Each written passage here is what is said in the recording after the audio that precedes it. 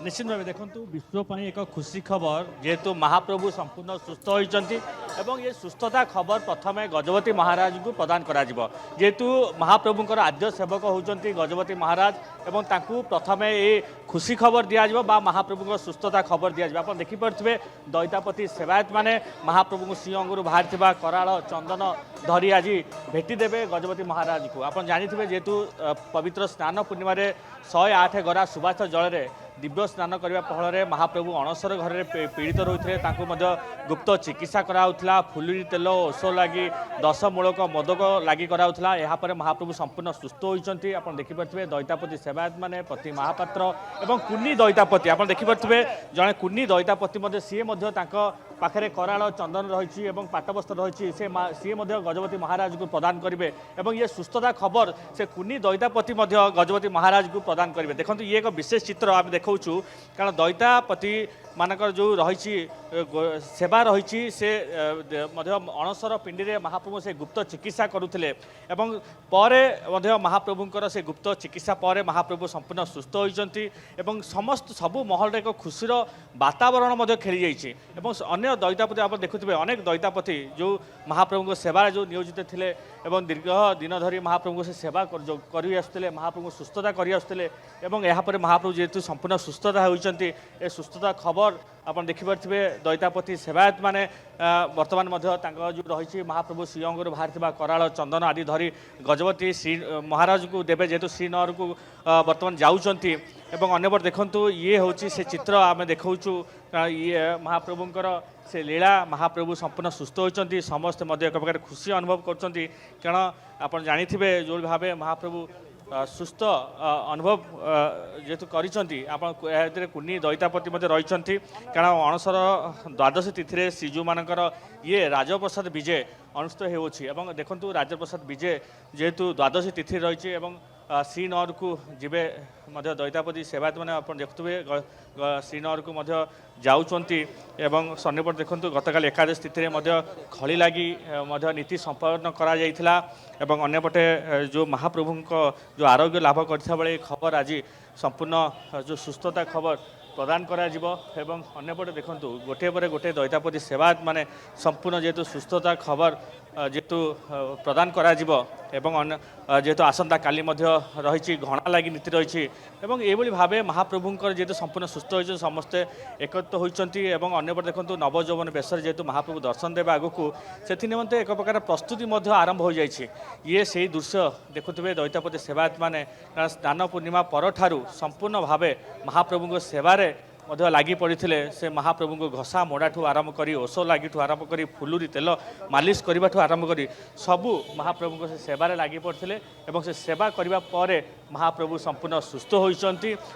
द्वादशी तिथि जेहेतु राजप्रसाद विजय नीति अनुष्ठित हो बर्तमान आप देखिपे श्रीमंदिर सीधा सड़क बाहरी दैतापति सेवायत मैंने से महाप्रभुंर सिंहंगु बाहर कराल चंदन एवं जो महाप्रसाद को नहीं पैता आप देखिपे से पैता रही सीधा सड़क से नहीं जाऊँगी आम देखिपे दैतापति सेवायत मान अच्छे आम देखुए से हस्तर जो रही जो पैता देखुए कराला देखुं चंदन देखुं आम प्रतिक्रिया नवा आम सहित दैतापति सेवायत आज्ञा महाप्रभुंर जे सुस्थता होती निहत भाव देखु जेहेतु से बर्तमान महाप्रभुंर जो धरी हस्तर धरी से निमंते से किसी मत प्रकाश करूना अन्यपटे देखो सेपटे गजपति महाराज अपेक्षा कर रही कारण सी सुस्थता खबर जेहेतु प्रदान कर सेपटे आप देखु ये हूँ से निरा दृश्य द्वादशी तिथि अनुष्ठित होपटे रथयात्रा श्रृंखलित करने नहीं गजपति महाराज सहित विशेष भाव में आलोचना सेपटे गजपति महाराज सहयोग गजपति महाराज सबू सेवायत मानकर सहयोग लोड़े एवं किपरि चलित वर्ष रथयात्रा श्रृंखलित कर चलित वर्ष रथयात्रा सब श्रृंखलित करने नहीं समस्त एकत्रित हो महाप्रभु से कार्य करेंगे से निमंते सब प्रकार व्यवस्था जो एक निरा दृश्य आप देखुए जो दैतापति सेवायत घरे जो जन्म नहीं कुनी दैतापति सेवायत मैंने एक अंश विशेष ଏବଂ ସେମାନେ ମଧ୍ୟ ମହାପ୍ରଭୁଙ୍କର ସେବା କରି ଆସୁଛନ୍ତି ଏବଂ କରାଳ ଚନ୍ଦନ କଲାଳ ଚନ୍ଦନ କରାଳ ଚନ୍ଦନ ଅଛି ରଜାଙ୍କୁ ଦବ ହଁ ଇଏ ଆମେ ପ୍ରତିକ୍ରିୟା ନେଉଥିଲେ ଇଏ ପରମ୍ପରା ଗୋଟେ ରହିଛି ଏବଂ ତାଙ୍କର ପ୍ରତିକ୍ରିୟା ଦେଖନ୍ତୁ ଇଏ ଏକ ନିହାତି ଭାବେ ନିଆରା ପରମ୍ପରା ଏବଂ ଦଇତାପତି ସେବାୟତ ମାନେ ତାଙ୍କର ଯେଉଁ ରହିଛନ୍ତି ଯେଉଁ ଛୋଟ ଛୋଟ ପିଲାମାନେ ରହିଛନ୍ତି ସିଏ ମଧ୍ୟ ତାଙ୍କ ମହଲରେ ମଧ୍ୟ ଏକ ଖୁସିର ବାତାବରଣ ସୃଷ୍ଟି କରିଛି କାରଣ ସିଏ ମଧ୍ୟ ମହାପ୍ରଭୁଙ୍କୁ ସେବା କରିଛନ୍ତି ମହାପ୍ରଭୁଙ୍କର ମଡ଼ା ଘୋଷା କରିଛନ୍ତି ଏବଂ ଯେତେବେଳେ ମହାପ୍ରଭୁ ସୁସ୍ଥ ହୋଇଛନ୍ତି ସେ ଛୋଟ ଛୋଟ ବା ସେ କୁନି ପିଲାମାନେ ମଧ୍ୟ ତାଙ୍କ ମନରେ ସେତିକି ଖୁସି ମଧ୍ୟ ଦେଖାଯାଉଛି ପ୍ରକଟ ଦେଖାଯାଉଛି ଆପଣ ଦେଖିପାରୁଥିବେ ଦୃଶ୍ୟ ଦେଖୁଥିବେ କାରଣ ମହାପ୍ରଭୁଙ୍କର ଶ୍ରୀଅଙ୍ଗରୁ ବାହାରିଥିବା ସେ କରାଳ ଚନ୍ଦନ ପଇତା ମଧ୍ୟ ଧରିଛନ୍ତି ନିଜ ହାତରେ ଧରିଛନ୍ତି ସିଏ ଗଜପତି ମହାରାଜକୁ ଦେବେ କାରଣ ଚଳିତ ବର୍ଷ ରଥଯାତ୍ରା କିପରି ଶୃଙ୍ଖଳିତ କରାଯାଇପାରିବ ଚଳିତ ବର୍ଷ ରଥଯାତ୍ରା କିପରି ଉପଯୁକ୍ତ ସମୟ ସହିତ ରକ୍ଷା କରାଯାଇପାରିବ ସେଥିନିମନ୍ତେ ସିଏ ମଧ୍ୟ ଗଜପତି ମହାରାଜକୁ ପ୍ରଦାନ କରିବେ ଏବଂ ଗଜପତି ମହାରାଜ ମଧ୍ୟ ସେପଟେ ସବୁ ଦଇତାପତିମାନଙ୍କ ସହିତ ଏବେ ଆଲୋଚନା କରିବେ ଏବଂ କିପରି ରଥଯାତ୍ରା ଶାନ୍ତି ଶୃଙ୍ଖଳା ସହିତ କରାଯିବ ସେ ବ୍ୟାପକ ବ୍ୟବସ୍ଥା କରାଯିବ ସେ ବିଶେଷ ଭାବରେ ଆଲୋଚନା କରିବେ ନିହାତି ଭାବେ ଇଏ ଏକ ଅନନ୍ୟ ଦୃଶ୍ୟ ଏବଂ ମହାପ୍ରଭୁଙ୍କର ସେହି ଅନନ୍ୟ ପରମ୍ପରା ଇଏ ଦ୍ୱାଦଶୀ ତିଥିରେ ହିଁ ଅନୁଷ୍ଠିତ ହୋଇଥାଏ ରାଜପ୍ରସାଦ ବିଜେ ନୀତି ସେ ଆପଣ ଦେଖିପାରୁଥିବେ ଦଇତାପତି ସେବାୟତ ମାନେ ଯେତେବେଳେ ମଧ୍ୟ ଶ୍ରୀମନ୍ଦିର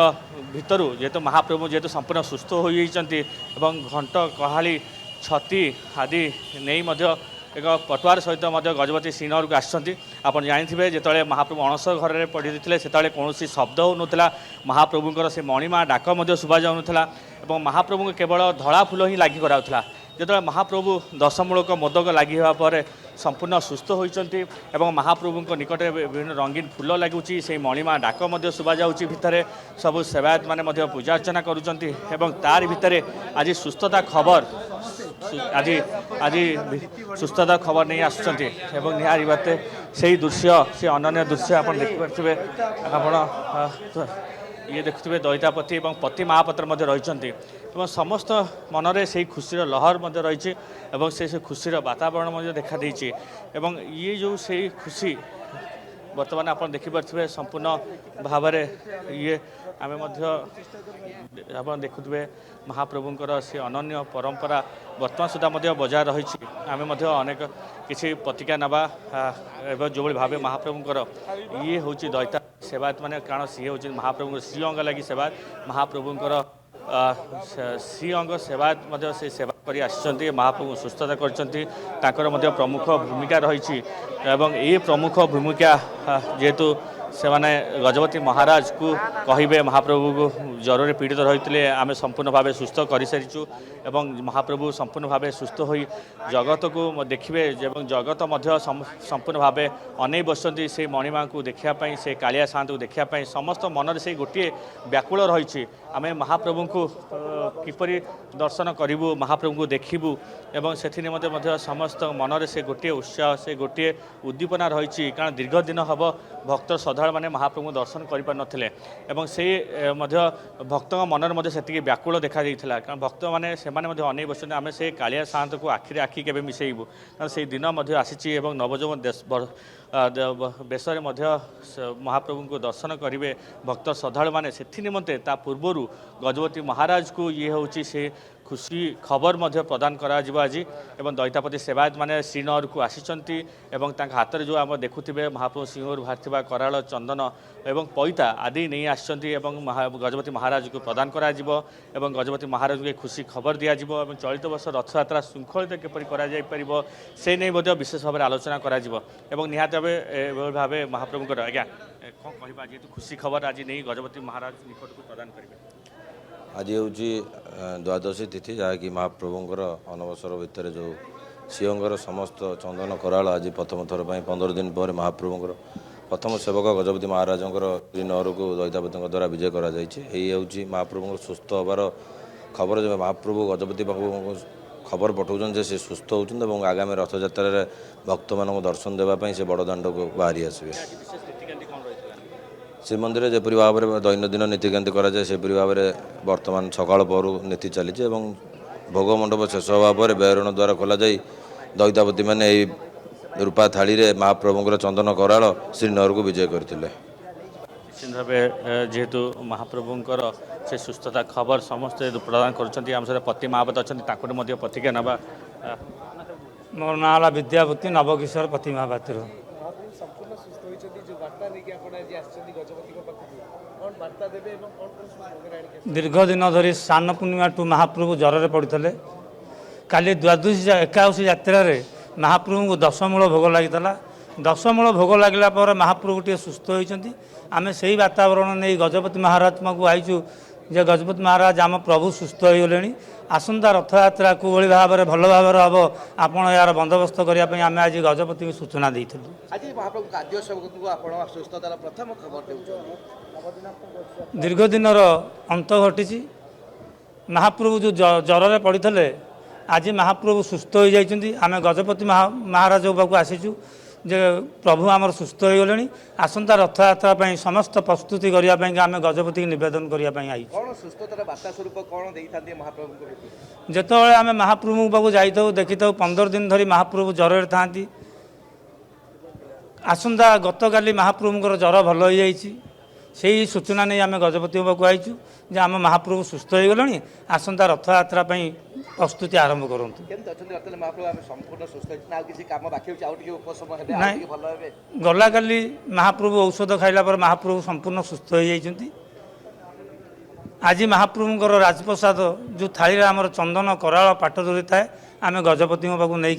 भेटी देवाई आईचु जे आम महाप्रभु सुस्थ हो गले आसंता रथयात्रा बंदोबस्त करा जाऊ। प्रभु भल होला पर संगे संगे भाई भणी धरी यात्रा करिवे प्रभु जो संपूर्ण सुस्थ हो जाइछन्ति किछि दिन पर रथयात्रा आसंता 27 तारिख में समस्त भाई भौणी नहीं महाप्रभु घोष यात्रा करेंगे।